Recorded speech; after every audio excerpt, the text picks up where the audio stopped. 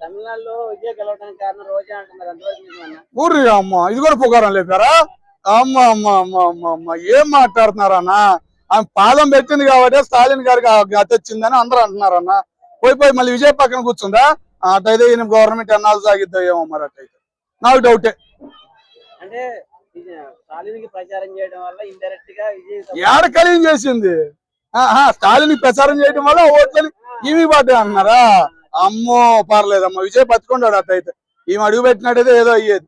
స్టాలిన్ గారి చూస్తున్నాగా పాపం ఎంత చేశాడన్నా, ఏం పాదం అన్నా, ఏం అడుగన్నా. అమ్మ అమ్మ అమ్మో, ఎప్పుడో అనుకున్నా చంద్రబాబు నాయుడు గారు ఏది అలిపినప్పుడు, తర్వాత మళ్ళీ ఇప్పుడు కనపడింది. అమ్మో, ఈమె అడుగు సామాన్యమైన అడుగు కాదు.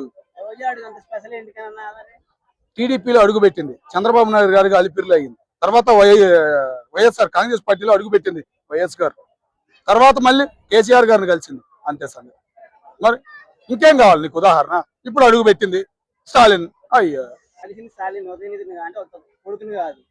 ఇప్పుడు వచ్చిన ఇన్ఫర్మేషన్ ప్రకారం ఏంటంటే స్టాలిన్ ఓడిపోయి కొడుకు గెలిచింది. దీనివల్ల రోజా ప్రభావం ఎంతవరకు? మరి రోజా ఆయన గెలవలేదు కాబట్టి, ఆయన గెలిచినదే కొడుకుని గెలిచినదే అయిపోయేది. పోయి స్టాలిన్ గెలిచింది కాబట్టి స్టాలిన్ కొడుకు పెట్టేసింది. అది విజయ్ గారికి పవన్ కళ్యాణ్ గారికి అలాగే పవన్ కళ్యాణ్ గారికి విజయ్ గారికి పోలికలు ఉన్నాయనా? ఎవరన్నా పోలికలు పడిపోతే 10 సంవత్సరాలు కుల రాజకీయాన్ని ఎదుర్కొన్నాడు. విజయ్కే ఉందన్నాడా? 6 నెలలు వెనకమాల సినీ ఫీల్డ్ కమల్ హాసన్, రజనీకాంత్ రాలేక స్టాలిన్ కి భయపడి లోపల ఉండి విజయ్ని ముందుకు నడిపి, ఆమె పేరేదో ఉంది అన్న, సినిమా హీరోయిన్ పేరేదో ఉంది, త్రిష. 11ంటికి వెళ్ళింది. ఇవాళ గెలుచున్నారు, మూమెంట్ వచ్చినా కూడా మాట్లాడదాన్ని భయం వేసి ఆయన ఫోన్ నుంచి మాట్లాడారన్న వాళ్ళు. మరి నడిపింది మొత్తం సినీ ఫీల్డ్. ఈ రోజు మళ్ళీ సినీ ఫీల్డ్ అనేది కనపడింది. ఒక సినీ ఫీల్డ్ వల్ల ఆ రాజకీయం పుట్టింది కరుణానిధి దగ్గర నుంచి. అదే సినీ ఫీల్డ్ ఆదరించారు, గెలిపించారు.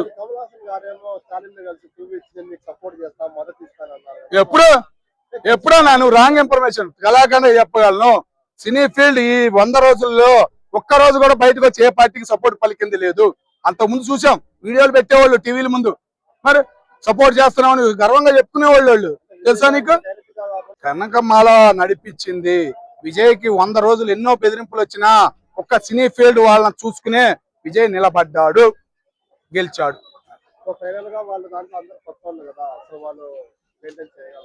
మెయింటైన్ చేయాలంటే నడపాలి. సినీ ఫీల్డ్ కాబట్టి అనుభవం ఉన్న వాళ్ళు ఉన్నారు. అక్కడ ఉన్న గవర్నమెంట్ ఎంప్లాయర్స్ వేరే విధానం.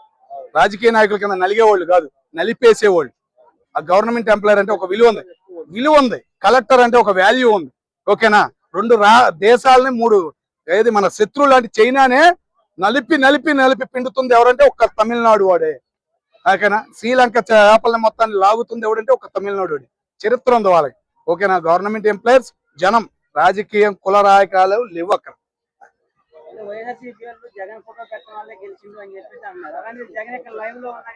అందుకే లండన్ వెళ్ళాడు.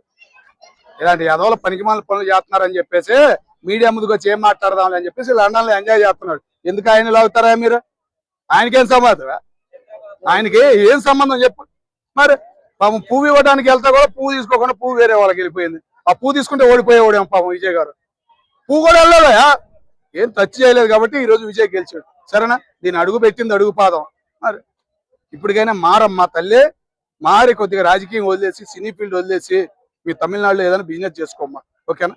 అదే రోజా కూడా స్టాలిన్ ప్రచారం చేయడానికి వెళ్ళిన రోజా గారు జగన్ ఫోటో ఉండడం వల్ల విజయ్ గారికి మళ్ళీ ఈ రోజు ఇలా మాట్లాడుతుంది. ఆమె పొద్దు నుంచి ఎక్కుతున్నారు కదా, ఆమె ఇచ్చిన ఫోటోలు ఆమె చూపించిన స్టాలిన్ ఓడిపోవడానికి మెయిన్ కారణం ఈ పాదం అని పెట్టేశారు. నాకు 11 దాకా బాధ వేసింది స్టాలిన్ ఓడిపోయాడండి. ఈ వీడియో చూసా, ఓరి అమ్మాయికి నాకు నవ్వు ఆగలా తెలుసా. వీడియోలన్నీ అయ్యే పెట్టాను నేనైతే.